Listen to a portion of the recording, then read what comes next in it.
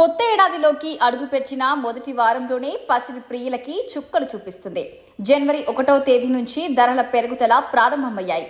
అయితే అదే సమయంలో వెండి ధరలు మాత్రం భారీగానే తగ్గినట్లు కనిపిస్తుంది. కొత్త ఏడాది ధరలు పెరుగుతున్నాయన్న అంచనాలు నిజమవుతున్నాయి. అలాగే వచ్చే ఏడాది ఇక 10 గ్రాముల బంగారం ధర ₹1,00,000 చేరుకున్నా ఆశ్చర్యపోవాల్సిన పని లేదని బిజినెస్ నిపుణులు చెబుతున్నారు. అనేక కారణాలతో బంగారం ధరలు పెరుగుతాయని, అందుకే బంగారం కొనుగోలుకు ఈ ఏడాది కరెక్ట్ సమయమని సూచిస్తున్నారు.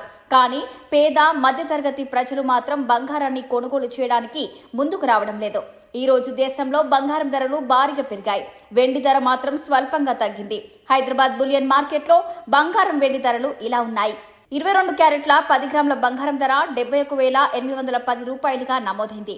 24 క్యారెట్ల 10 గ్రాముల బంగారం ధర ₹78,340గా కొనసాగుతుంది. కిలో వెండి ధర ₹97,900గా ట్రేడ్ అవుతుంది.